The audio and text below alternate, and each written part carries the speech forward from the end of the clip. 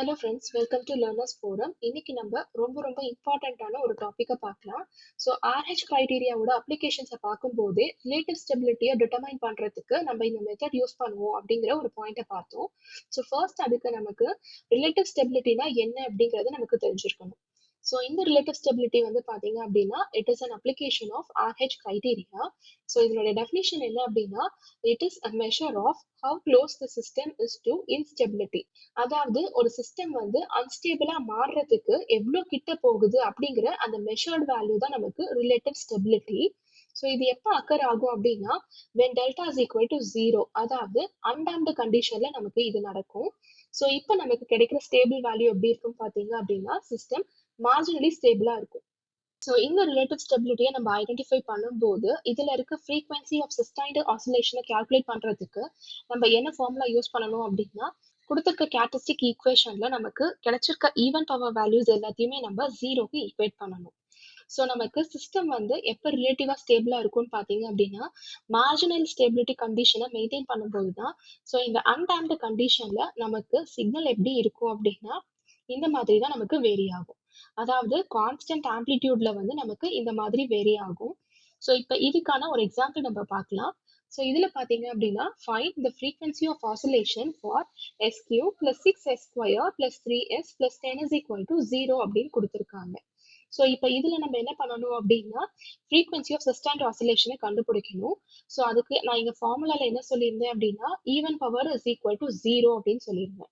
So இதில் இருக்க even powers of S consider பண்ணிட்டோம் அப்படின்னா இங்கே 6S² அப்படின்ற ஒரு டேர்ம் இருக்கு அண்ட் இங்கே நமக்கு ஒரு கான்ஸ்டன்ட் 10 இருக்கு. அதாவது இங்கே நமக்கு S⁻0 அப்படின்னு இருக்கு. ஸோ இதெல்லாம் தான் ஈவன் பவர்ஸ். ஸோ இது நம்ம ஜீரோக்கு இப்போ ஈக்குவேட் பண்ணோம் அப்படின்னா 6S² + 10 is equal to 0 அப்படின்னு கிடைக்கும்.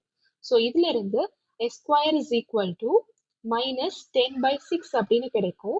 ஸோ இதுல இருந்து S வேல்யூவை நம்ம எப்படி டிஃபைன் பண்ணலாம் அப்படின்னா +or - j √10/6 அப்படின்னு நமக்கு கிடைக்கும்.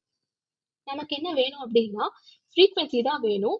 ஸோ அதை கண்டுபிடிக்கிறதுக்கு இந்த எஸ்க்கு பதிலாக நம்ம என்ன பண்ணலாம் அப்படின்னா jω அப்படின்னு ரீப்ளேஸ் பண்ணலாம், which is equal to +or - j √10/6 அப்படின்னு இருக்கும். ஸோ இது ரெண்டுத்துலையும் நம்ம இந்த ஜேவை கேன்சல் பண்ணோம் அப்படின்னா omega is equal to +or - √10/6 அப்படின்னு கிடைக்கும்.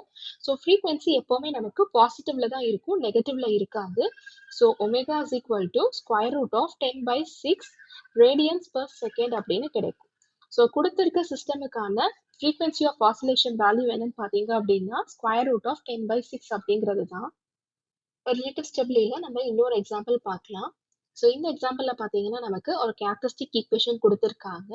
இப்போ நமக்கு இதுல இருந்து எப்படி நம்ம ஸ்டேபிளாக இருக்கா இல்லை மார்ஜினலி ஸ்டேபிள் அப்படிங்கும்போது நம்ம எப்படி ஐடென்டிஃபை பண்ணணும் அண்ட் இதனுடைய ஃப்ரீக்வன்சியை நம்ம எப்படி கண்டுபிடிக்கணும், அதாவது ஒரு கான்ஸ்டன்ட் இருக்கும்போது அப்படிங்கிறத நம்ம பார்க்கலாம். ஸோ ஃபர்ஸ்ட் கண்டிஷன் என்னன்னு பார்த்தீங்க அப்படின்னா நம்ம சிஸ்டம் ஸ்டேபிளாக இருக்கும்போது இந்த கே வேல்யூ எப்படி இருக்கும் அப்படிங்கிறத நம்ம பார்க்கலாம்.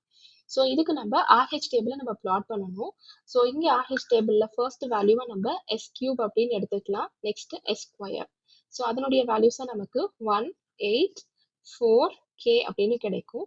நெக்ஸ்ட் S⁻1ஓட வேல்யூ எடுத்துக்கிட்டோம் அப்படின்னா 8 4s are 32 -1 × K divided by 8 அப்படின்னு கிடைக்கும். இந்த டேர்ம்ல நமக்கு ப்ரொசீட் பண்றதுக்கு எதுவுமே இல்லை, ஸோ 0 அப்படின்ட்டு மாறும். லாஸ்டா S⁻0 எடுத்துக்கிட்டோம் அப்படின்னா இது ரெண்டுத்தையும் மல்டிப்ளை பண்ணோம்னா மைனஸ் நம்ம இதை ரெடியூஸ் பண்ணும்போது இந்த ரெண்டு டேர்ம்ஸ் நமக்கு டினாமினேட்டர்ல இருக்கிறதோட கேன்சல் ஆகி ரிமைனிங் நமக்கு K அப்படின்னு தான் கிடைக்கும் அண்ட் இங்கேயும் நமக்கு கான்ஸ்டன்ட் K அப்படின்னு தான் இருக்கு. ஸோ சிஸ்டம் ஸ்டேபிளா இருக்கிறதுக்கு நம்ம எப்படி செக் பண்ணுவோம் அப்படின்னா இதுல நம்பர் ஆஃப் சைன் சேஞ்சஸ் நமக்கு 0வா இருக்கணும். அதாவது இந்த 32 - K டிவைடட் பை 8ஓட வேல்யூ வந்து it should be greater than 0. So இதை சால்வ் பண்ணோம் அப்படின்னா 32 - K is greater than 0, which means 32 is greater than K or K is less than 32 அப்படின்னு கிடைக்கும். ஸோ இது வந்து பார்த்தீங்க அப்படின்னா சிஸ்டம் ஸ்டேபிளாக இருக்கிறதுக்கு மெயின்டைன் பண்ண வேண்டிய K வேல்யூ. நெக்ஸ்ட் நம்ம மார்ஜினலி ஸ்டேபிளுக்கு கண்டுபிடிக்கலாம். ஸோ மார்ஜினலி ஸ்டேபிள் கண்டிஷனுக்கு நம்ம என்ன பண்ணணும் அப்படின்னா இந்த வேல்யூ அதாவது 32 - K divided by 8 should be equal to 0 அப்படின்னு நம்ம போடணும். ஸோ இப்போ இதை சால்வ் பண்ணோம் அப்படின்னா நமக்கு K is equal to 32 அப்படின்னு கிடைக்கும். அதாவது k less than 32 வரைக்கும் நமக்கு சிஸ்டம் ஸ்டேபிளா இருக்கும். At the point of k is equal to 32ல நமக்கு சிஸ்டம் வந்து மார்ஜினலி ஸ்டேபிளா இருக்கும். And once k is greater than 32 அப்படின்னு எடுத்துக்கிட்டோம் அப்படின்னா சிஸ்டம் நமக்கு அன்ஸ்டேபிளா மாறிடும். ஸோ சிஸ்டம் வந்து ஸ்டேபிள்ல இருந்து அன்ஸ்டேபிளா மூவ் பண்றதுக்கு அந்த இன்டர்மீடியட்டா இருக்கிற ஒரு பாயிண்ட் தான் வந்து மார்ஜினலி ஸ்டேபிள் வேல்யூ. ஸோ இதுதான் வந்து பாத்தீங்க அப்படின்னா நமக்கு கே வேல்யூல வந்து மார்ஜினலி ஸ்டேபிளா இருக்கிறதுக்கு மெயின்டைன் பண்ண வேண்டிய வேல்யூ. ஸோ ஜென்ரலா பாத்தீங்க அப்படின்னா ஸ்டேபிளா இல்ல அன்ஸ்டேபிளா இல்ல மார்ஜினலி ஸ்டேபிளா அப்படிங்கறத செக் பண்றதுக்கு இதுதான் ப்ரொசீஜர். இப்ப இதுல இருந்து நம்ம என்ன கண்டுபிடிக்கலாம்னா ஃப்ரீக்வன்சி ஆஃப் ஆசிலேஷனை கண்டுபிடிக்கலாம். ஸோ ஃபர்ஸ்ட் நம்ம s cube plus 8s square plus 4s plus k is equal to 0 அப்படின்னு எடுத்துக்கிட்டோம் அப்படின்னா இதுல ஈவன் பவர்ஸை நம்ம ஜீரோக்கு ஈக்குவேட் பண்ணணும். So 8s square plus k is equal to 0 அப்படின்னு கிடைக்கும். ஸோ இதுல பாத்தீங்க அப்படின்னா மார்ஜினலி ஸ்டேபிளா இருக்கிறதுக்கு சிஸ்டம்ல கேவோட வேல்யூவை நம்ம என்னவா மெயின்டைன் பண்ணணும் அப்படின்னா 32. ஸோ அதை சப்ஸ்டியூட் பண்ணோம் அப்படின்னா 8 square plus 32 is equal to 0 அப்படின்னு நமக்கு கிடைக்கும். ஸோ இப்போ இதுல இருந்து s square is equal to minus 32 by 8 which is equal to minus 4 அப்படின்னு கிடைக்கும். So s square is equal to minus 4 அப்படின்னா s is equal to plus or minus j2 அப்படின்னு நமக்கு கிடைக்கும்.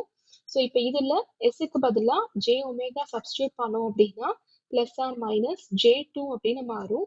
j and j கேன்சல் ஆச்சு அப்படின்னா omega is equal to plus or minus 2. இதுல நமக்கு நெகட்டிவ் வேல்யூ ஃப்ரீக்வன்சில இருக்காது. So omega is equal to 2 radians per second அப்படிங்கிறது தான் கொடுத்திருக்க சிஸ்டமுக்கான ஃப்ரீக்வன்சி ஆஃப் ஆசிலேஷன். ஸோ இந்த மாதிரி தான் நம்ம சால்வ் பண்ணணும்.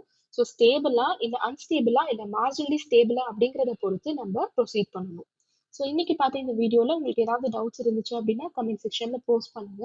அண்ட் இந்த வீடியோ உங்களுக்கு யூஸ்ஃபுல்லாக இருக்குன்னு நினச்சிங்க அப்படின்னா லைக் பண்ணுங்க, ஷேர் பண்ணுங்க, மறக்காம சப்ஸ்கிரைப் பண்ணுங்க. Thank you so much friends.